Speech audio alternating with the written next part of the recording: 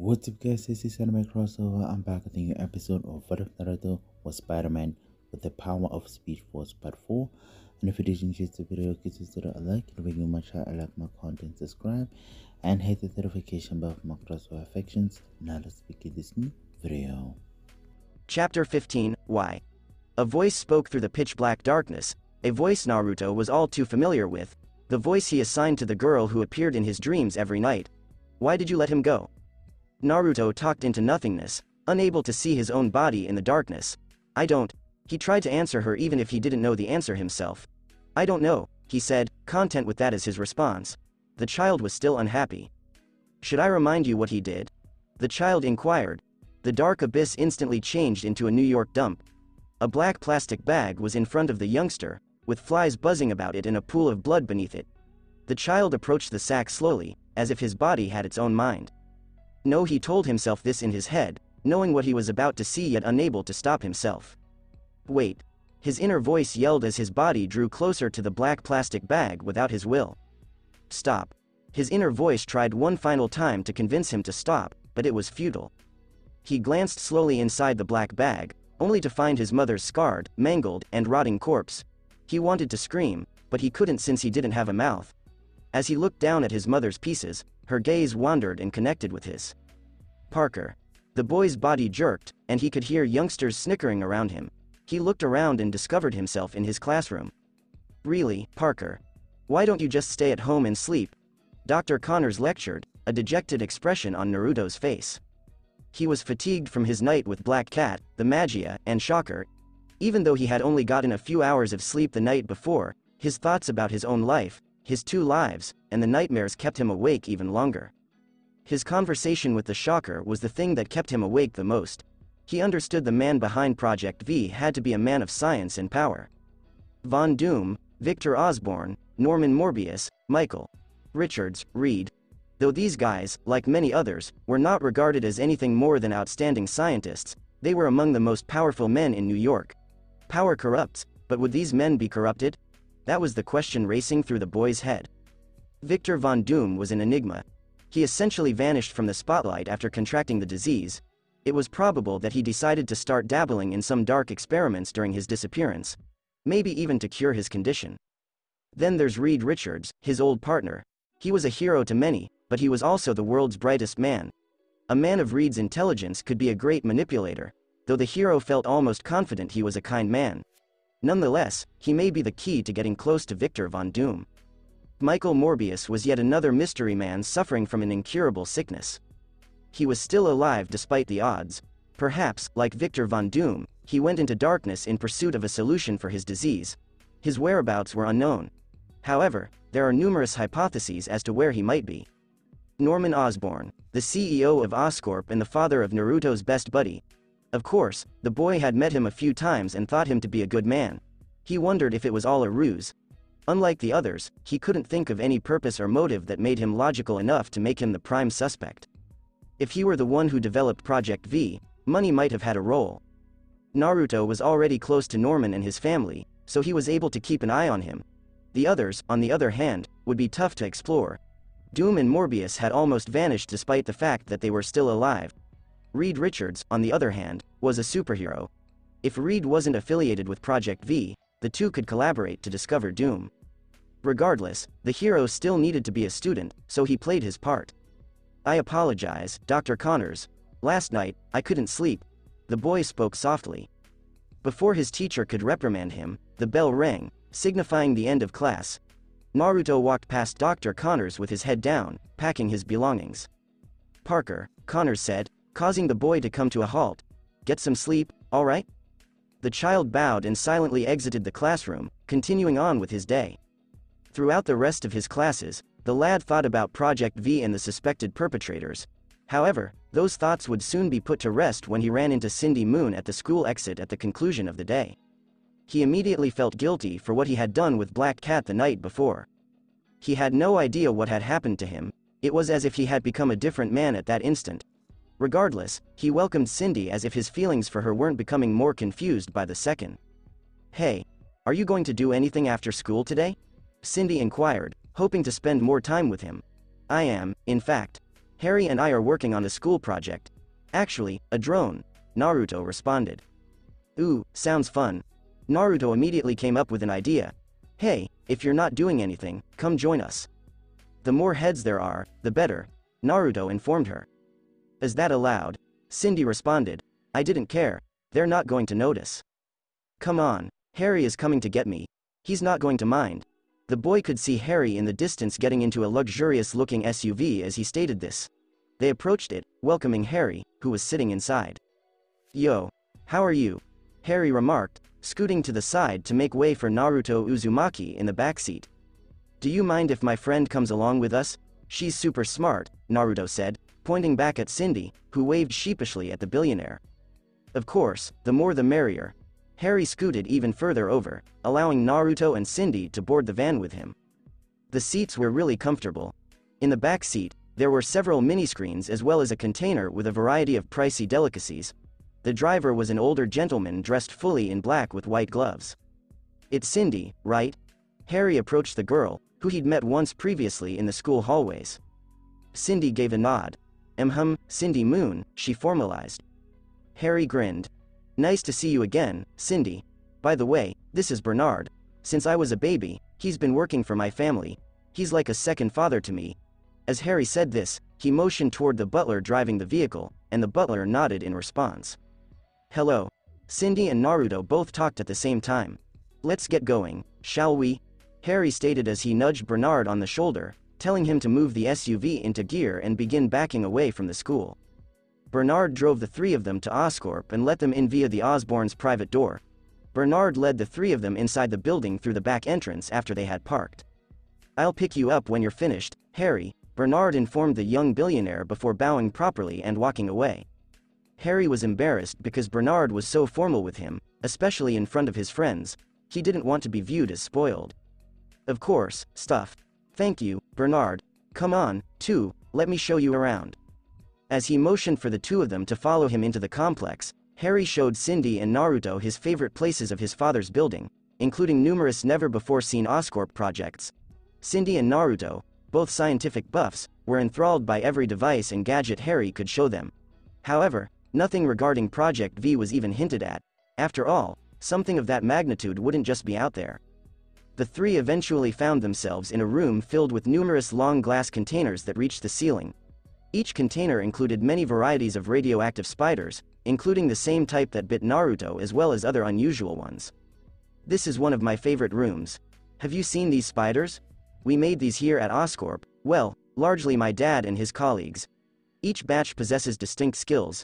These ones will be recognized by Naruto since they can release electricity and have extraordinarily fast reaction times. Oh, those over there are my personal favorites. The other two pupils followed Harry as he ran over to one of the containers. These spiders over here have the ability to excrete webs from the tips of their legs. This enables them to produce some quite stunning patterns with their webs. Their webs can also be used to build armor around their body, Harry told them with glee. Whoa, these are really lovely, Cindy muttered as she pressed her face against the glass. One of the spiders grabbed towards the glass as she gazed at their silk and armor. Cindy jerked backward, yelped, and unconsciously grasped Naruto's arm. Harry winced, remembering he should have warned her about the spider's penchant for jumping at people. Yeah, I should have warned you. They do it occasionally. In any case, let's head to the workshop. Yeah? He stated as he stared at the two lock arms, but he chose not to comment on it. They nodded and followed Harry to another room, Cindy still on Naruto's arm. Cindy was still unconsciously grasping Naruto's arm as they walked. Naruto said nothing to avoid making it awkward and pretended he hadn't noticed. It only took Cindy about a half-minute to realize what she was doing, forcing her to swiftly release his arm. Oh, she exclaimed as her face turned red, just as it had when the two were in her room. Sorry, I didn't notice I was still equals. You're fine, Naruto answered, a faint grin on his face. He didn't mind, in fact, he hoped she didn't notice. They ultimately found themselves in a large workroom crammed with hundreds of high-tech tools. Naruto's brilliant mind began to race at 1,000,000 miles per hour as he considered the various things he could make with those tools. Wow. Naruto was speechless. I've never seen so much technology in one room before. Bro, is that something from Amphimax? Oh my goodness, that's a Cosmoflux, and this is a Carnflux electromagnetic. As their friend moved deeper into the electromagnetic, Harry and Cindy both stared at each other with astonished expressions. He was normally quiet, but when the tech was involved, he couldn't keep silent. Holy crap. Why didn't you inform me about this, Harry? A gluon propeller encoder with hypersensitivity. The child kept going for about a minute, only pausing when he observed his pals covering their lips to stop their laughter. Unable to contain their laughter any longer, Harry and Cindy burst out laughing, forcing Naruto's smile to fade into a look of embarrassed uncertainty. What? He asked his two pals, who were still laughing at his nerdy outburst. You're such a nerd, Cindy remarked as she punched the boy in the arm. Naruto stood with his palms outstretched, stunned that Cindy, of all people, was mocking his scientific side. Ironically, that was one of her favorite characteristics. What? This is really cool, in an attempt to defend himself, the child said. As he began dragging 3 chairs over to the workbench, Harry smiled at the two. Shall we get started? He inquired of both of them. The other two nodded and walked over to the table, where they began to discuss their future plans for the drone. How about a spider-shaped drone? Says one. Seeing the spiders in that room inspired me. Naruto lied since he already had this prepared and intended to utilize it for his heroism. Is that a spider? Seriously? Harry muttered to himself, dismissing the concept as corny. Cindy, on the other hand, had the opposite reaction. You're a genius, she exclaimed, sharing Harry's passion in arachnids following their mini field excursion. What if we have it shoot out electricity like the ones in the containers? Cindy elaborated. It's like a taser, Harry said, forcing Cindy to gasp once again. Yes, it's a taser. Naruto looked at the two with a troubled expression as she repeated. Is that permitted on campus? Isn't that a bit violent? Naruto spoke quietly, prompting Harry to reach across and place his hand on Naruto's shoulder. My pal, Naruto, I know you're a pacifist, but lighten up, dude, Harry remarked as casually as he could. Cindy agreed while nodding like a parrot. Yeah, lighten up, dude. Those two appear to be getting along. Naruto reflected, only now recognizing how similar their personalities were. He was at least relieved that his two friends were soon becoming friends. Okay, I'll lighten up. Dude. Naruto spoke clearly, making his two buddies giggle with his delivery. Anyway, Harry, didn't your dad make some cloaking mechanism? Naruto inquired, knowing the answer but wanting to confirm. Harry pointed at Naruto with his finger. Yeah, we gotta use a certain type of metal on the shell for it to work though, it's this one synthetic material. Harry scratched his chin, trying to remember what it was called. When stimulated, it may stick to walls. It'd be cool because the drone is spider-shaped. For a while, the three struggled to recall the name. Harry and Naruto appeared to be suffering. Cindy, on the other hand, was eventually able to come up with a name. Fascism? Cindy inquired, which immediately caused the two boys' eyes to light up. Yes, fascism. The two boys spoke at the same time. Write this stuff down. Naruto began looking through his backpack for a notebook and pencil. He scribbled the proposals they had so far at the top of the paper, adding one more to the list. We need cameras too, Naruto proclaimed, knowing they'd be useful for his future hero reconnaissance. For the next 4 hours, the three looked over the features they intended to add with the drone in great detail. Naruto and Cindy exchanged eyes the entire time, much like during their private study session, while the other was concentrated on writing down thoughts, each doing their nervous habit while doing so. Harry, who was sitting next to Naruto, spotted the two staring at each other and was intrigued despite feeling left out and like a third wheel. Interesting. So she likes him back, he thought to himself, not sure if Naruto's crush was returned, but it was clear at that time. Naruto, Cindy, and Harry worked on the drone practically every day after school for the following 2 months, polishing and updating it each week. While the drone was being built, Naruto would investigate everything that might point to Project V within Oscorp, but he couldn't locate anything. Of course, he couldn't just stroll around inquiring about Project V, and he couldn't venture deep within the complex without his disguise. When Naruto wasn't sneaking around in the toilet, the three of them became considerably closer as a result of the bonding activities, especially Cindy and Naruto.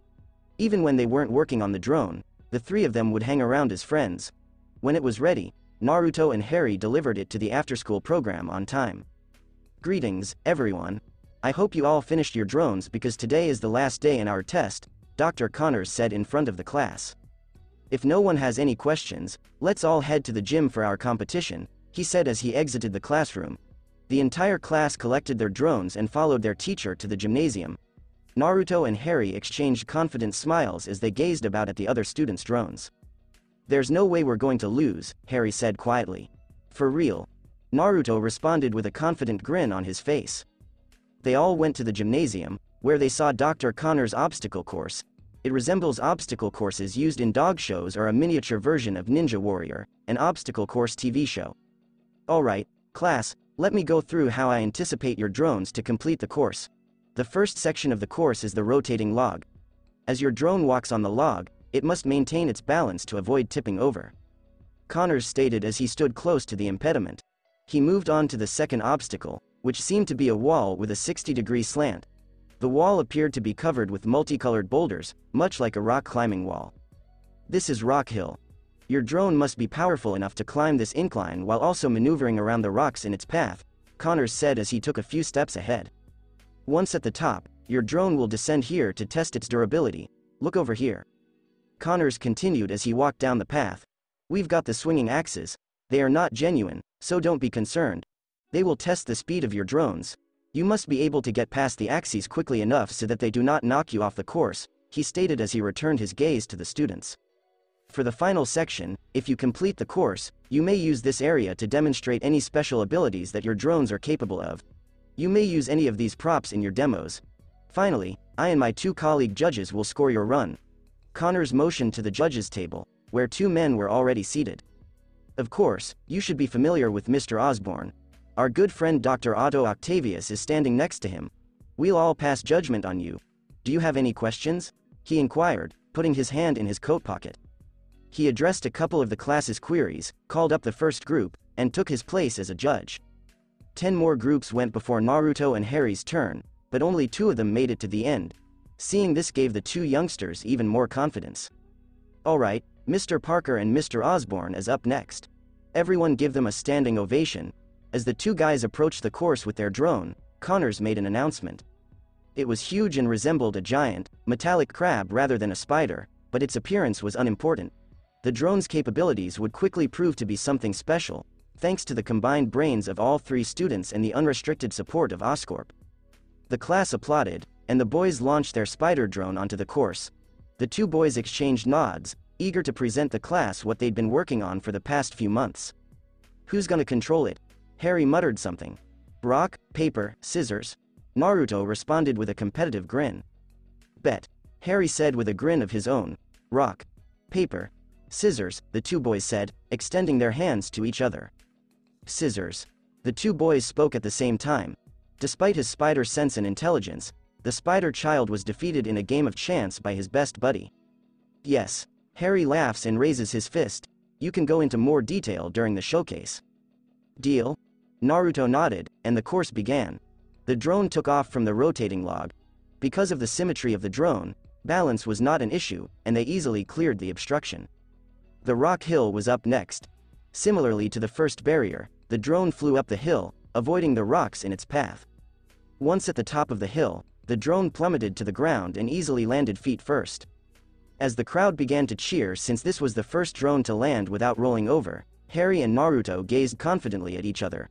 The swinging axis came next, and due to the drone's speed, it cleared all 4 axes in one go. The crowd applauded once more as the drone breezed across the course. Naruto approached the drone and placed glass bottles in front of it after it arrived at the showcase area. "The first feature of our drone is our stun gun attachment," Naruto said to the class as Harry guided the drone toward the bottles.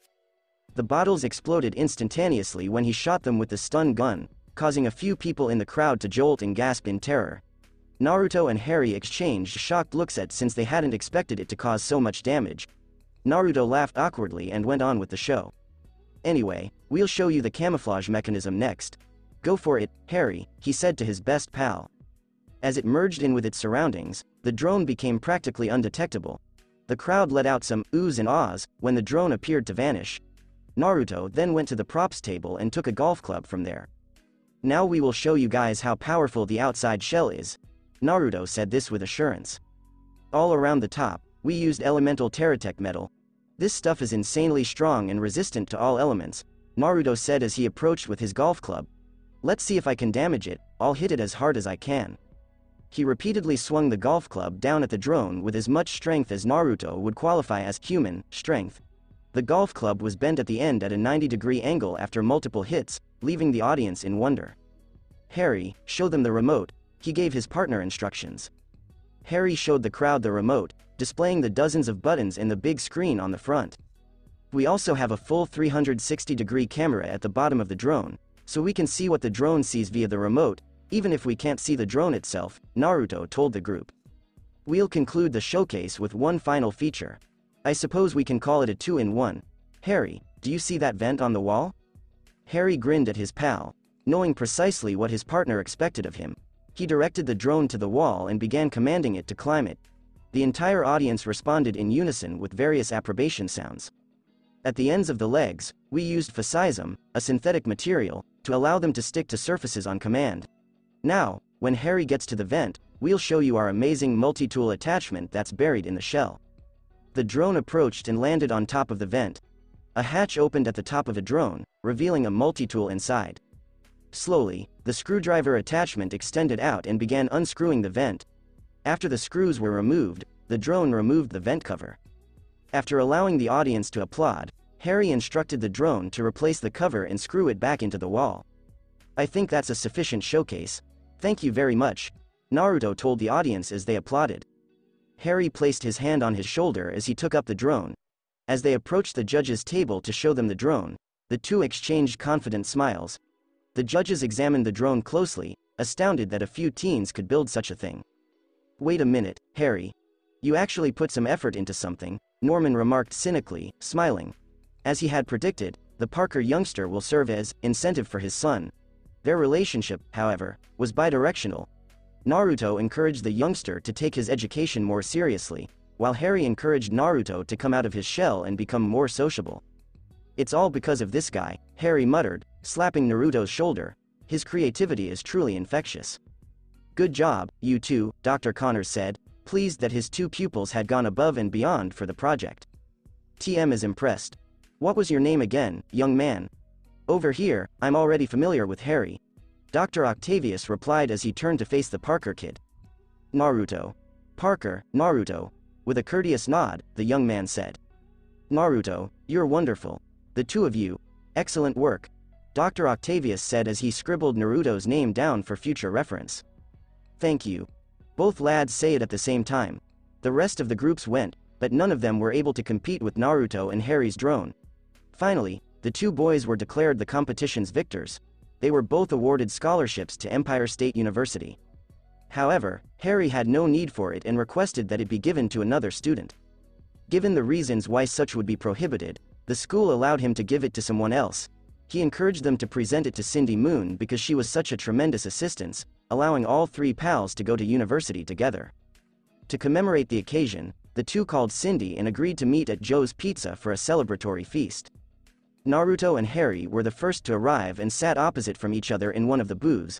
As they waited for Cindy, Harry discussed the competition with Naruto before moving on to a girl from the program. Did you notice how impressed Lily was?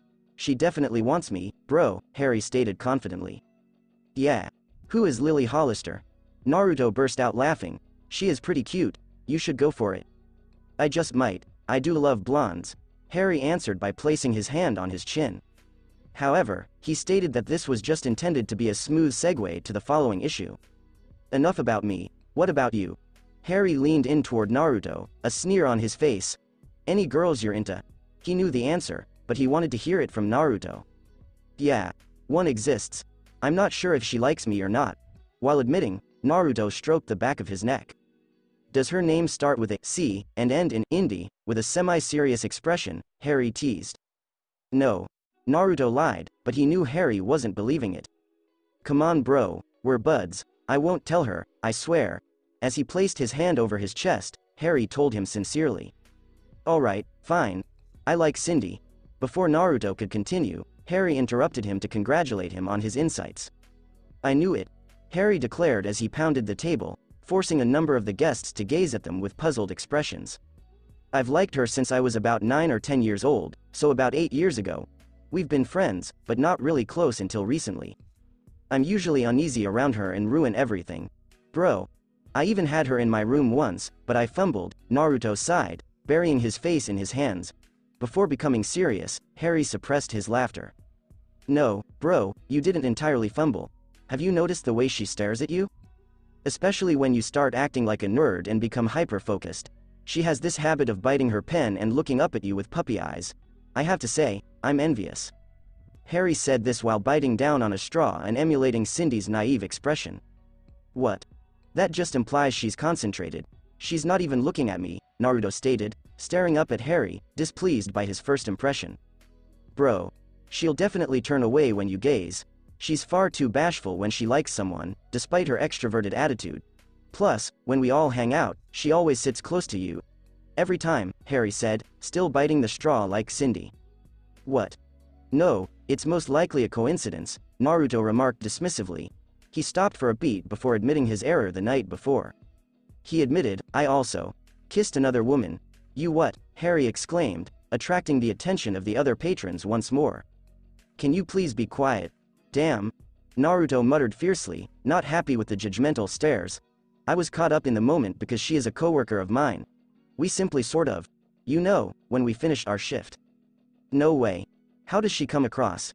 Harry was engrossed, as if he were watching a thriller on TV. I'm not sure, guy, she's older than me, and it felt strange. She's in her late 20s. Harry's eyes widened as soon as Naruto's words left his mouth. What, you banged a MILF? I said I kissed her, he shouted loudly. That's all. Dude, she's not even a mother. I just needed to get that off my chest, okay.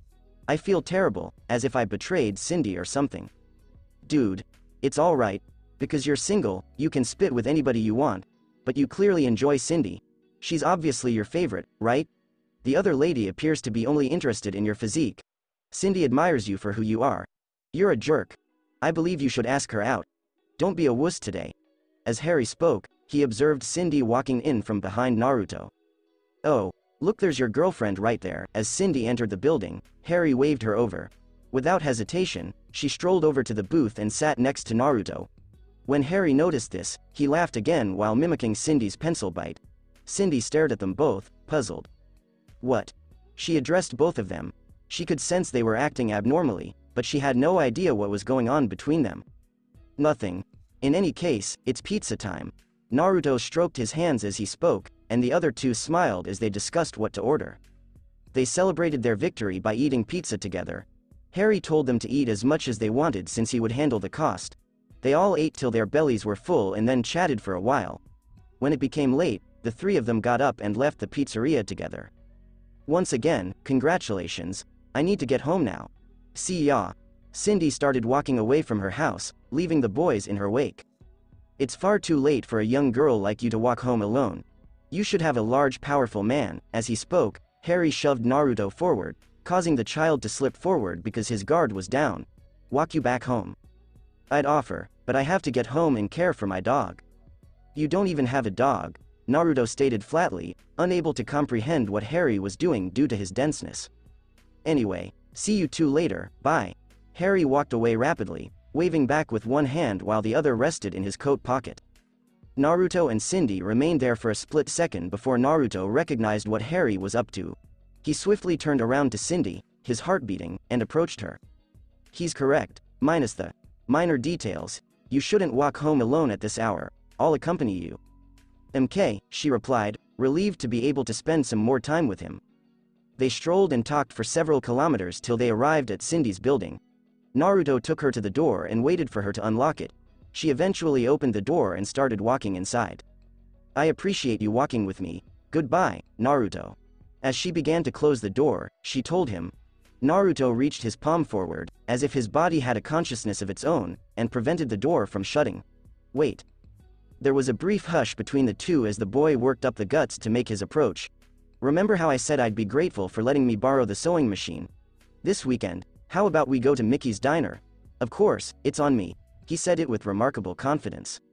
Yeah, that'll be fun, she stated. I can't wait. Great. I'll send you a text with the date and time. The date as in the day of the week, not date as in I'm calling our hanging out together a date or anything, he replied, awkwardly laughing. We can call it a date.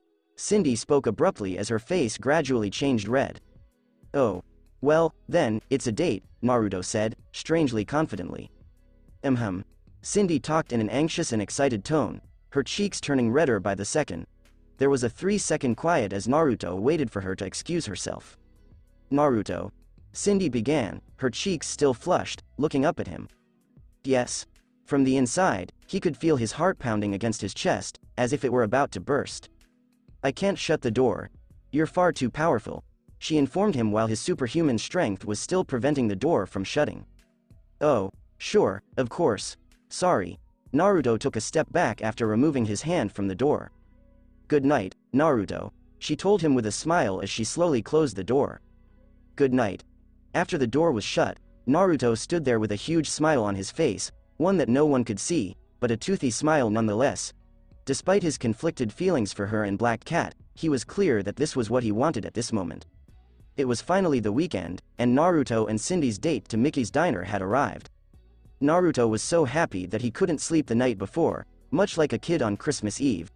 As he buttoned up his gray long-sleeve shirt, the boy began talking to himself in the mirror. Okay. Don't be concerned. You literally prevented a bank heist, beat up an electric man, and lifted a massive crane off your body. He tried to relax by recalling his many accomplishments, which should pale in comparison to merely going on a date with a female. Though, in the boy's mind, things were not so straightforward. Cindy. I'm nearly there, I'll be there in about 30 minutes. Reading Cindy's text made the boy even more frightened. He'd be on a date with the lady of his dreams in 30 minutes, the one he'd been in love with before he even understood what love was. The child reacted while maintaining the appearance that he was not afraid for his life. Naruto, I'll be there in 20 minutes. After finishing his dressing, the hero began heading out of his chamber, but something began to bother him. He turned around to see his outfit poking out of his closet, which gave him an idea. Should I carry it in case? What am I going to do if Cindy and I start getting serious? Would one get in the way of the other? Should I inform her? Those were only a few of the thoughts racing through his mind, but the child knew one thing for certain. Being a hero meant there were no days off. The boy yanked his mask toward him and stuffed it into his pocket before starting his walk to Mickey's diner. The child had been walking down the street with his hands in his pockets, preferring to walk to avoid getting his garments dirty or destroyed. He could hear police sirens and helicopters coming in on him from behind as he went. There's no way. The timing of this occurrence was so perfect, the child reasoned, that he was convinced a mythological entity was playing a prank on him. Within a few seconds, a white vehicle bearing the Roxanne insignia rushed past the hero, carrying a load of Nuform and some criminals dressed in purple and black in the back. A couple police cars were close behind them, reserving their fire so as not to trigger an explosion due to the Nuform in the truck. The boy just wanted to let things go. He really wanted to go on his date with Cindy and act like a normal boy. He gave it serious thought. However, before he could make a decision, one of the gang members made one for him. One of the gang members fired an energy blast at a helicopter, causing it to spiral down toward a building full with people. Without a second thought, the hero dashed into an alleyway and began donning his mask. He immediately rushed up a nearby building and began after the falling helicopter. The Phantom Spider tried everything he could to make it to the falling helicopter in time, using a combination of flash steps and web zips. The hero leapt off the brink of a building, shooting a web in front of him. The web was tied to the front windshield of the helicopter, and the hero fired another web onto the building behind him in an attempt to prevent the helicopter from colliding with an office building. Both webs tightened, causing the hero to grunt in pain as he yanked with every ounce of effort he could find, yanking on his webs until his muscles felt as if they were about to slip from his bones. Ha! He yelled, but his shouts were muffled by the sound of the helicopter's tail and propellers slicing through the glass windows and concrete walls of the office building. The child was able to lessen the helicopter's damage, saving the pilots and office workers from a burning death, but he couldn't totally prevent it from colliding with the building. The chopper slammed into a lower structure, narrowly missing anyone on that floor. For a brief while, everything appeared to be in order. The hero planned to simply save the pilots, exit the building, and go on a date with his dream girl. Things were not going to be that straightforward for the spider. The structure began to shake, and one of the floors above the helicopter began to slowly bow forward. Inside, office workers panicked as they began to slide downward as the building tilted. This all happened in a split second as the hero web zipped forward, thinking of methods to help the people within the building before detecting something that might worsen the situation. The hero's eyes widened when he discovered the helicopter's propellers were still whirling. He needed to make a split-second decision as he soared through the air. Option A. Weave the propellers together. This alternative may appear clear at first glance, yet it would have been a hasty decision. He had no idea if his webs were going to stop the propellers at that speed, and these people's lives were not worth experimenting with. Option B was the next option. Sprint up the building and somehow save the individuals who are falling while making a web barrier to keep anyone else from falling from the floor. In the same split second, the child chose option B, launching himself toward the building even faster, landing just over the helicopter's blades. He took a quick stride up the building after seeing a woman fall from the building to his left. "Don't worry, I got you," the youngster yelled. The hero stepped to his left with his right foot, grabbing the lady with his left arm before stepping up again. Another figure came, this time to his right, prompting the hero to push himself toward the man with his left foot. "I got you too," he declared, diving almost horizontally with his right arm to catch the man.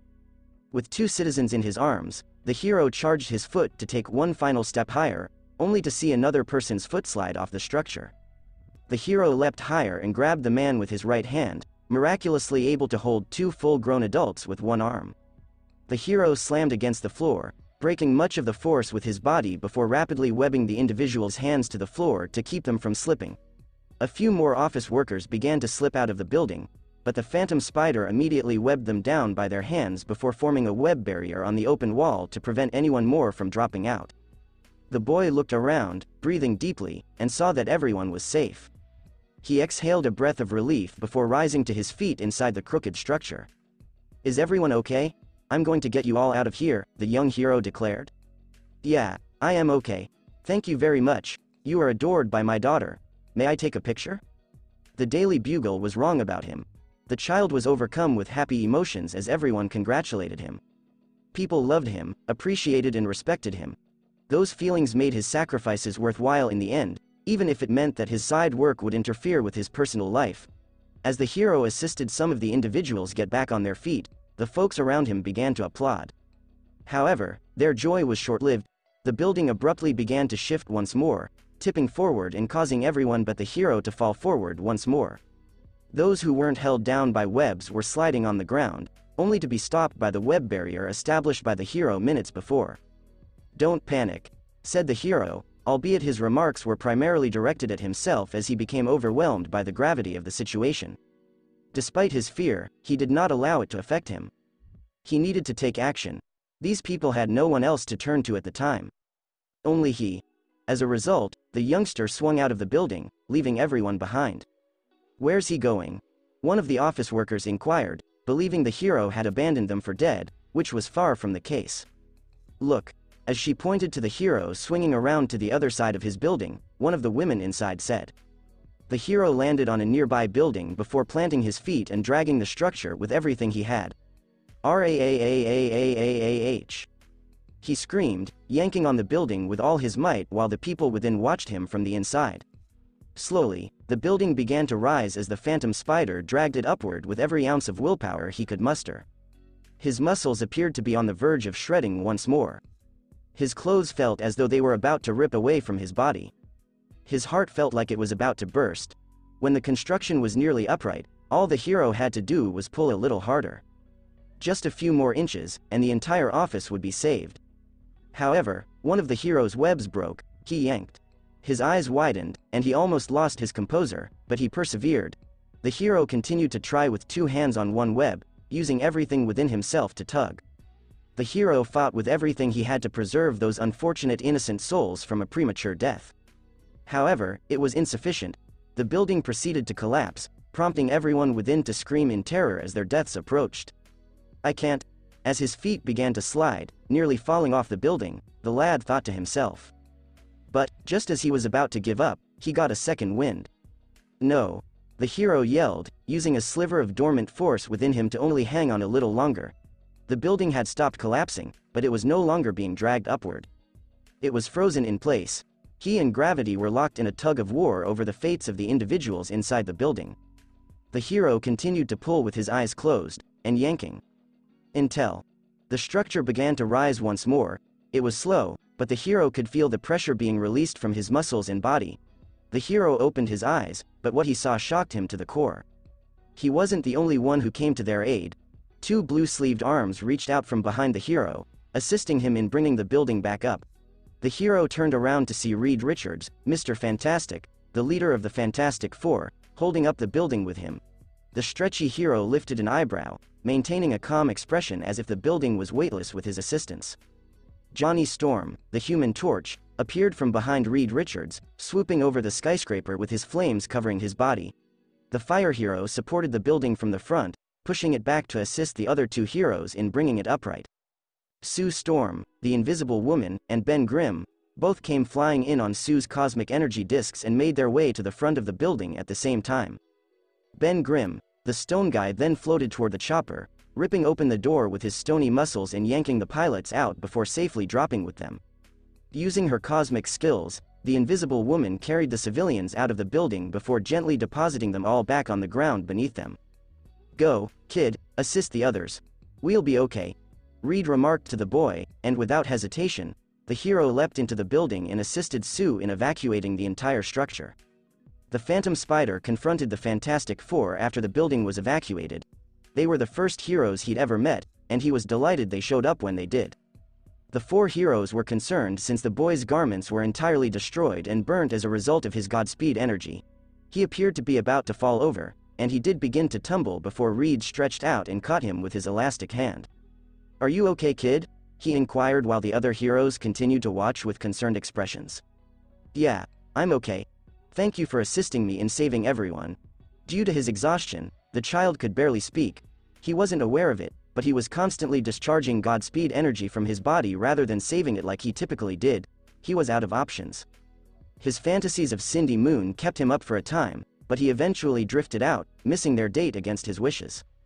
Naruto opened his eyes to find himself in an unknown area with his mask on. His clothes were gone, and he was dressed in a blue costume identical to the Fantastic Four's. Surprisingly, this form-fitting garment felt quite comfortable to him, as if it were custom-made to match his physique.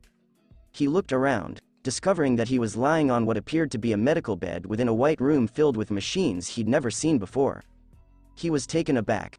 The closest he'd ever been to seeing that much unknown stuff was in the Oscorp workroom, but at least he knew what he was looking at back then. The boy turned toward the door, where he noticed a boy and a girl peering over the corner at him. The two children exchanged shocked looks as the boy leapt into the room. "Put your hands up, scoundrel." As his sister stood behind him, the child remarked in a country dialect while dressed in a complete cowboy costume. "Ah, save me, Deadshot Franklin." His sister spoke from behind him, playing the damsel in distress. "What the hell is going on?" Naruto reflected to himself.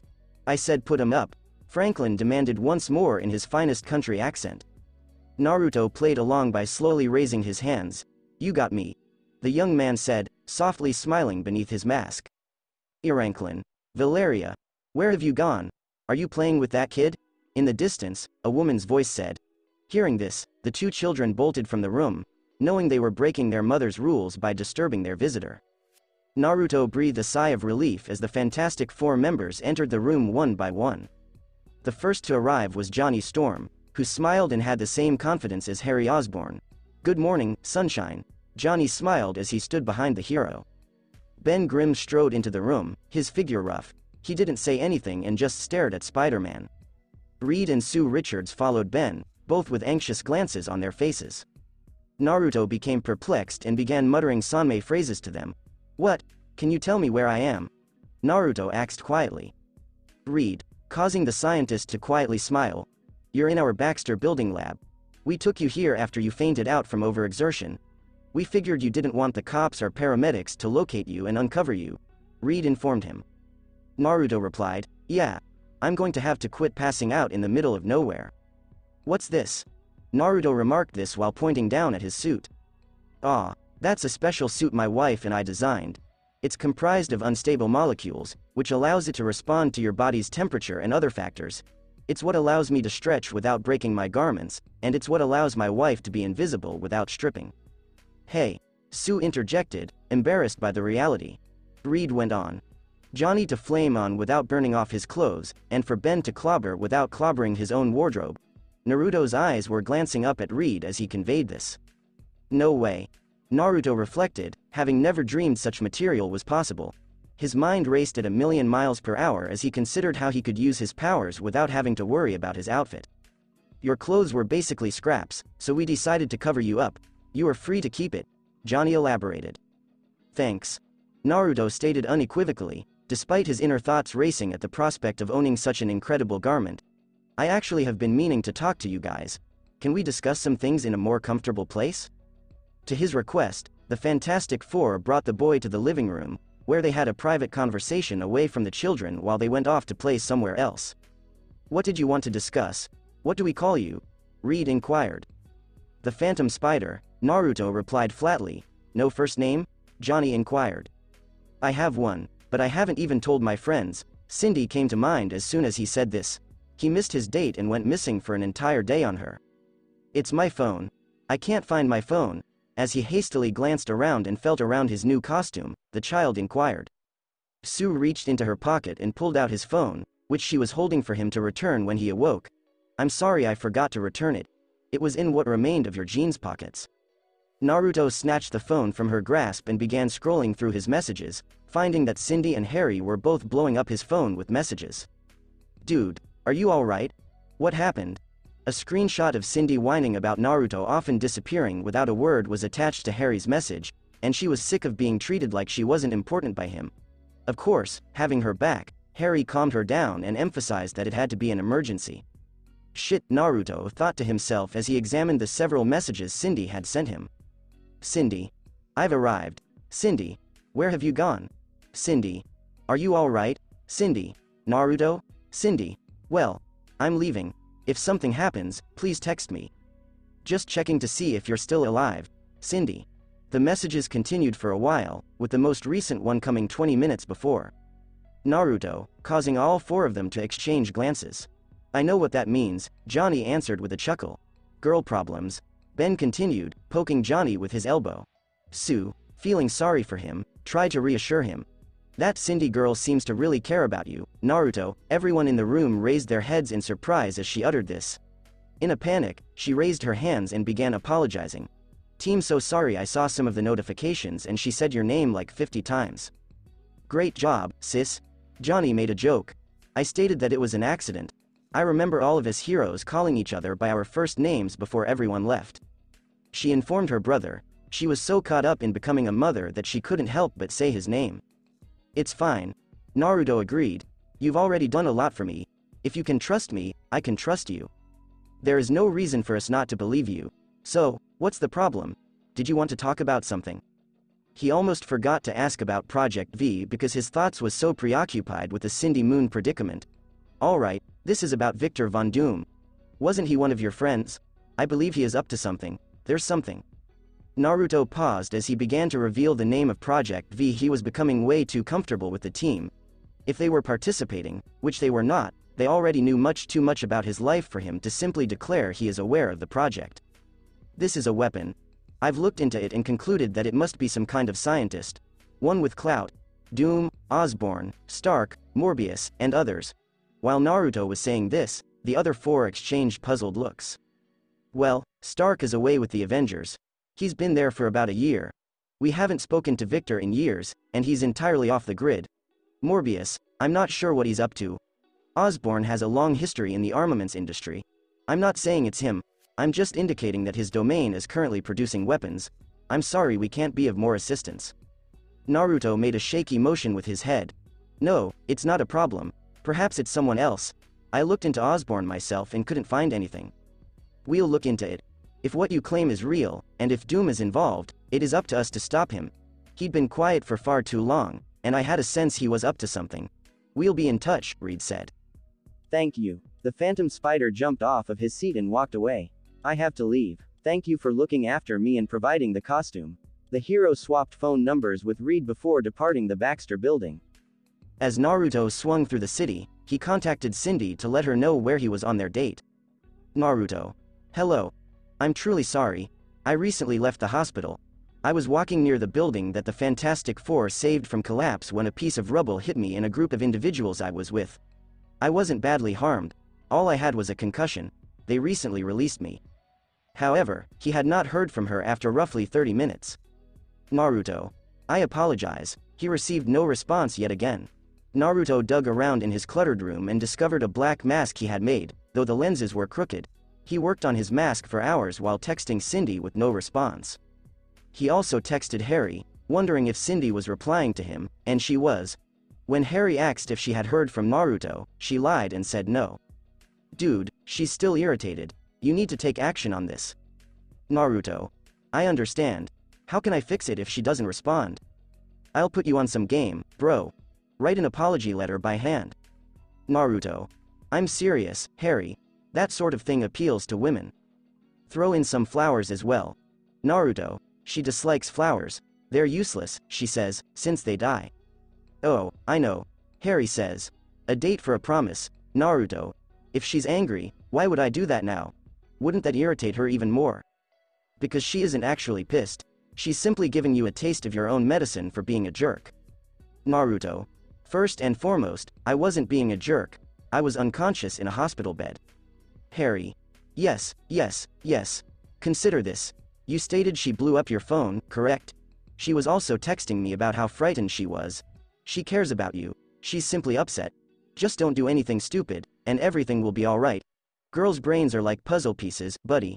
She'll probably be back to normal by tomorrow. I hope so. Naruto, you'll see. Harry says. I have faith in you too. And, if it makes you feel any better, I'm also planning a date. I'm interested in Lily Hollister. Good luck with that, Naruto. I've heard she finds you annoying. That's code indicating she's absolutely into me, Harry.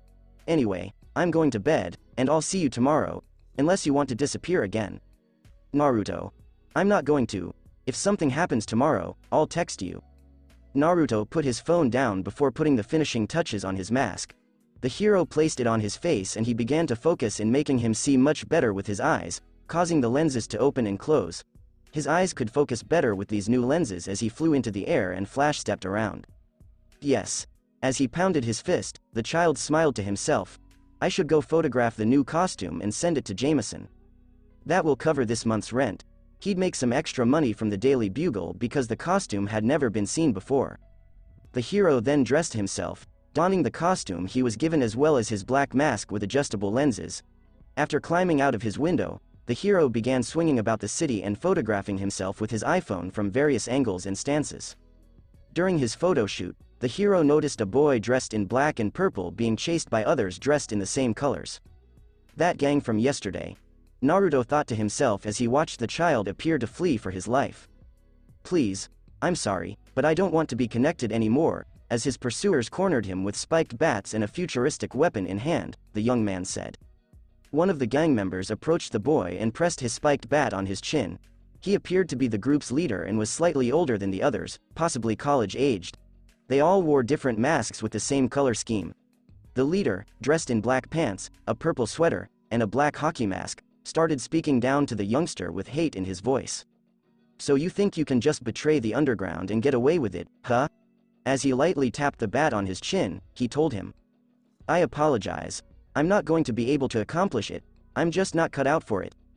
The child spoke as tears streamed down his cheeks. Do you know what we do to people who want to leave? We make a mockery of them.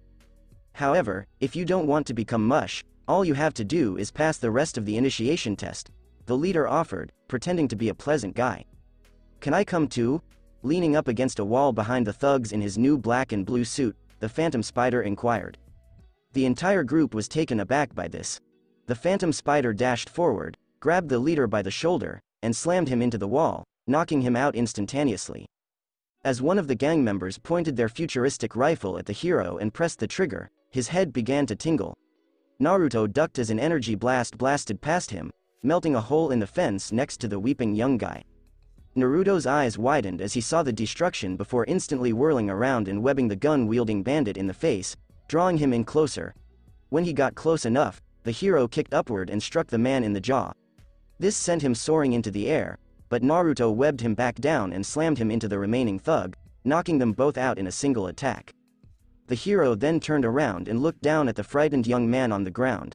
He approached him slowly and crouched in front of him before speaking pleasantly to him. Hey, dude. What exactly is this underground stuff? The hero inquired, his thumb pointing backwards. It's a gang, he said. the young man whispered as he looked beyond the phantom in front of him at the unconscious bodies. When the spider noticed this, he reached over and blocked the child's view before continuing to interrogate him. A gang? Are you one of them? The hero inquired, peering deep into the boy's soul via his bug-like spectacles. No, I mean, I was there, but I wanted to get out. I just wanted to look cool, the terrified youngster yelled. Phantom Spider scowled. To appear cool? You joined a gang to be cool. Yes, they were mentioned to me by my classmates. They know I'm a softie, so they reasoned that joining would harden me. Are your classmates in the gang? The spider inquired. Yes, the boy replied. Where are they? Fisk Tower, I don't know how, but they took it over. The hero's heart sank from his chest as those words left the boy's lips. The Fisk Tower? He reflected to himself. Those remarks shook him to his core. He never imagined he'd have to return to that spot. Before they could say anything else, a police officer shouted at them from the other side of the lane. Hey, raise your hands. The cop said this while pointing his firearm at the hero and the terrified wannabe gangster. The phantom spider web zipped away with the youngster in his clutches and dropped him off somewhere nearby, away from the patrolling cop. He was tempted to ask the youngster to stay with the group as an informant, but he didn't want to put him in any more danger. Get out of here, don't let me catch you doing some shit like this again. The hero informed the terrified young man. Sir, yes. Thank you very much, sir. The young man stated this while clasping his hands together and racing away. After witnessing the youngster flee, the hero set his sights on Fisk Tower, eager to return to the scene of the crime. The phantom spider, perched atop a skyscraper in the moonlight, blinked at Fisk Tower in front of him. Despite the truth, the building appeared dismal and abandoned. The windows were entirely tinted, so no one could see inside. Even if he crawled close to them, he'd struggle to see through them. Even if he could see through the tint, climbing on the window would be counterproductive to his stealth strategy. Okay, Spider Drone, time to make your debut. As he laid his school assignment on the ground, the blue and black clad spider spoke. I'm so delighted Harry gave me custody. Let's see what's inside now, friend. Naruto drove his drone across the street as if it were a pet, using his phone as a screen to see through the drone's eyes. The spider drone eventually found a way in through a vent. Before flinging the vent cover to the side, it unscrewed it from the wall. Turning on its cloaking device, the drone entered the building, creeping through the vents until it reached the interior. What Naruto saw inside through the spider drone's camera was incredible. Inside, it appeared to be a nightclub, flashing with neon lights, drowning in loud music, and packed to the capacity with what appeared to be hundreds of underground members. What the hell? As he viewed the drone's transmission, the hero thought to himself. Even with his power level, there were far too many of them for him to handle. Okay, Parker. This time, let's use your head. A. I'm not sure how many of these people are armed. B. I have no idea what their weapons do or how powerful they are. If the burnt fence is any indication, they're probably rather powerful.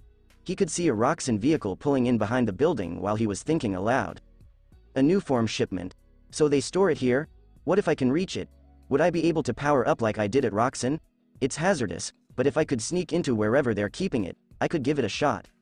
Regardless, I need to put a stop to these guys. They almost knocked that building down and killed everyone within. I hope the Richards would return my calls, but they are probably preoccupied with something important right now. This time, it's just me. With a plan in mind, the hero returned home with his drone and searched his closet for clothing that fit the underground's design. He was dressed in black jeans, a black leather jacket, and a purple t-shirt. He wore a black hockey mask to conceal his identity, following the theme of the other masks worn by underground members. With everything in place, the hero returned to Fisk Tower and followed a bunch of gang members through a hidden back entrance. They said nothing to him as he rode the elevator with them to the top of the skyscraper since he looked the part. When they got out of the elevator, they were met with a metal door. Knocking on the door *, when one of the underground members knocked, a slot in the center of the door opened. A masked underground member peeked through, inspecting each member before locking gazes with Naruto. Come in, you three. Don't move, you with the hockey mask. Fuck. Naruto cursed mentally, believing his strategy had already failed. The door closed again as the three underground members entered the base. The guard questioned the undercover hero while looking through the slot. Can you tell me who you are? I don't know who you are. Even with their masks, I recognize everyone who comes in and out of this building. Of course. Naruto murmured angrily in his brain. I'm here to join the underground. I believe my intellect would be quite useful to your leader, Naruto remarked gently, not exactly playing the character of a gang member. The masked man behind the door looked perplexed at the boy. Based on how he held himself and spoke, he assumed he was a terrible loser and nerd. As the guard closed the slot, he called his boss and told him about the boy at the door and what he said. The guard opened the door and welcomed Naruto inside after receiving clearance to do so. EDM music exploded into the boy's ears as soon as the door opened. Naruto mentally sighed. He despised EDM and raves in general, which was essentially what Fisk's tower had become at that point. As he entered the structure, he wondered how the person in charge could have paid to acquire and maintain the place, but his thoughts were interrupted by another guard placing a harsh palm on Naruto's chest. "Hey, guy, don't go too fast. We're taking you to meet the boss. Come with me." Naruto was surprised to learn that he would be meeting the boss much sooner than he had anticipated. This is going to be simple, but I should still be cautious, he thought to himself as he walked behind two people. Massive underground security. He could tell they were largely his age now that he was closer to the underground members. Even the two enormous guards had the mentality of high school students. They were simply too big for their age. He was wondering what made his classmates turn to a life of crime when he remembered the child he had bumped into earlier that night. Many of the youngsters there had never committed a crime in their lives, and all they wanted to do was be a part of something spectacular. The underground was more than just a gang. It was more akin to a social club. With its various bars, activities strewn around it, and loud music, the base made it clear. Whoever runs this place is manipulating these children. This information enraged the covert hero, he thought. I'm shutting down the entire organization. Tonight, Naruto and his escorts found themselves walking past the facility's combat training area. There were numerous weapon varieties on exhibit, many of which piqued the hero's interest. One of the students swung the hilt of what looked to be a sword handle with no blade, prompting the material to expand into a sword and smash his victim. Wait. That was cool. After witnessing the amazing technology, Naruto's nerd brain murmured within him. He quickly caught himself, realizing that this was how people his age were drawn. Regardless, he was still intrigued by the weapon. Excuse me. Naruto stated as he tapped one of the guards on the shoulder. What's that? He used the retractable sword to point toward the guy, causing the guard to scoff slightly. Matter that can be programmed. Did you notice the wristbands they're wearing? Naruto hadn't given it much thought previously, but each underground member wielding a weapon wore a glowing blue wristband the same color as his Godspeed energy. That's interesting. It must be due to the new form they stole. The covert hero pondered this. I do. Does that look like new form? Despite knowing the answer, he inquired. Yup. When new form comes into contact with programmable matter, they can shape the weapon into whatever they choose. Bats, scythes, and swords. What about the guns? Naruto inquired, recalling the pistol that had nearly incinerated him just moments before. He was confident that his Richards family suit would keep him safe, but he still wanted to see what they were firing. The guns fire pure, focused new form energy or something along those lines. That's too technical for me, the escort stated flatly. Come on, stop talking. We're nearly there. Is it pure new form? If that's the case, my body would just absorb it because Godspeed appears to be just me manipulating new form energy.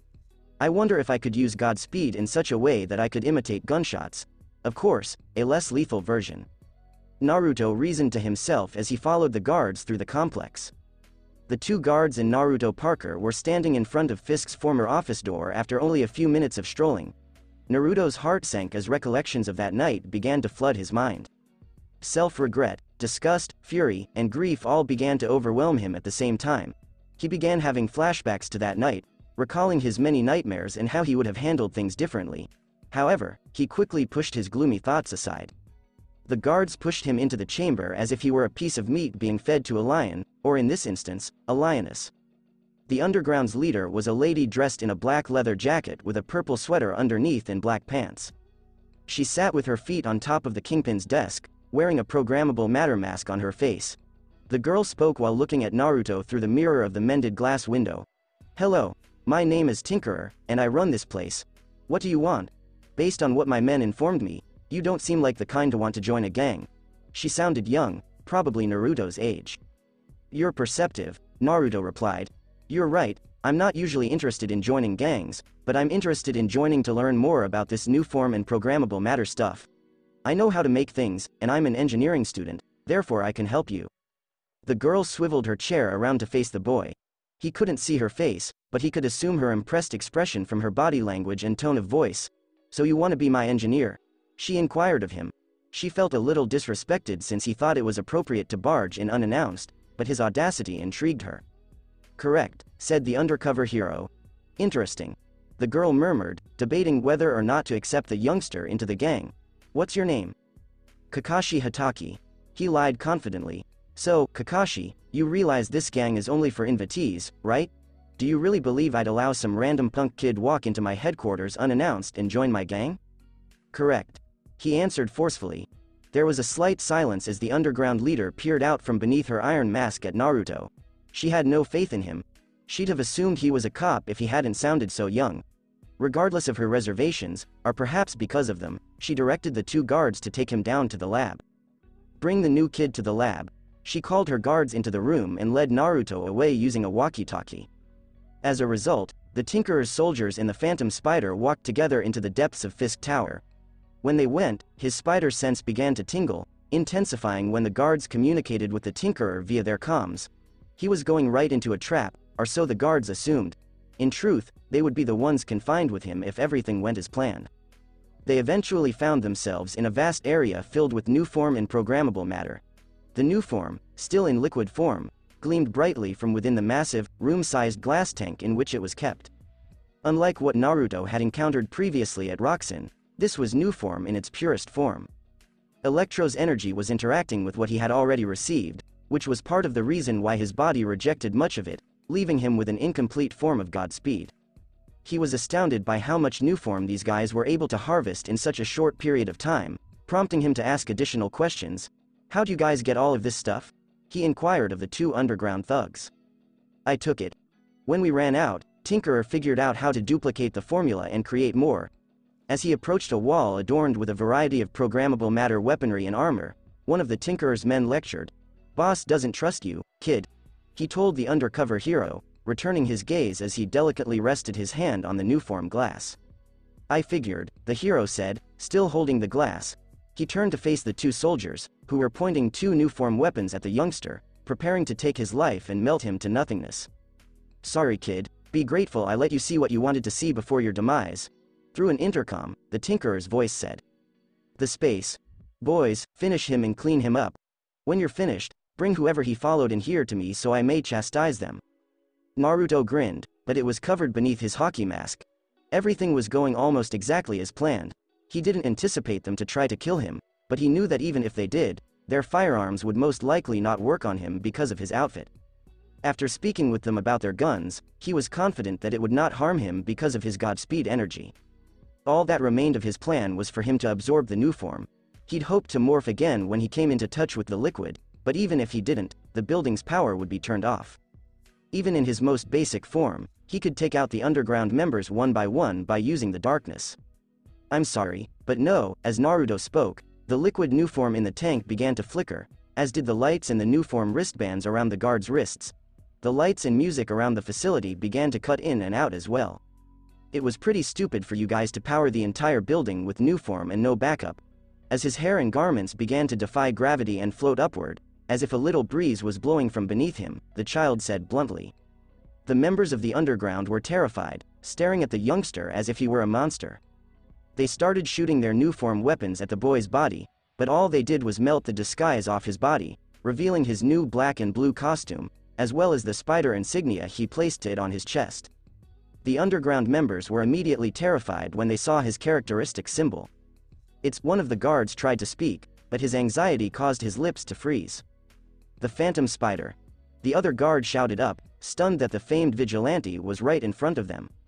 The lights in the room went out, leaving only the pure new form in the large tank and the Phantom Spider's sparkling silver hair to illuminate the space. They could see his suddenly deep, brilliant, ocean blue eyes glaring at them from beneath his hockey mask. The new form was quickly depleted, and the chamber, like the rest of the structure, became utterly dark. The Phantom Spider's blazing silver locks, his brilliant blue eyes, and the vivid blue aura around his body were the only things visible. The guards remained transfixed in terror, able to feel the heat reverberating off the boy's body due to his aura. The Phantom Spider then removed his hockey mask, leaving his face obscured by the darkness, and replaced it with his all-black Phantom Spider mask, completing his change. This form, while comparable to what he had accomplished at Roxen, was not the same. He couldn't determine what its restrictions were just yet, but he could tell he couldn't move as quickly as he could at Roxen. He'd have to become acclimated to the power and train it before he could do so, but his body wasn't rejecting it this time. Previously, he felt as if his body was going to burst from the quantity of energy running through him. However, such was not the case this time. He was completely pain-free. He felt terrific, maybe fantastic. He had the sensation of being weightless. He exuded pure energy. The previous version, which nearly caused his body to explode, was dubbed Volatile Godspeed by the youngster, but this current version is quite different. This is the Unlimited Godspeed. To be continued. That's it for this podcast. Thanks for listening to this video. I hope you did enjoy this part of the story. And if you did, like, share, and subscribe for more. And thank you all for having support, and have a great day.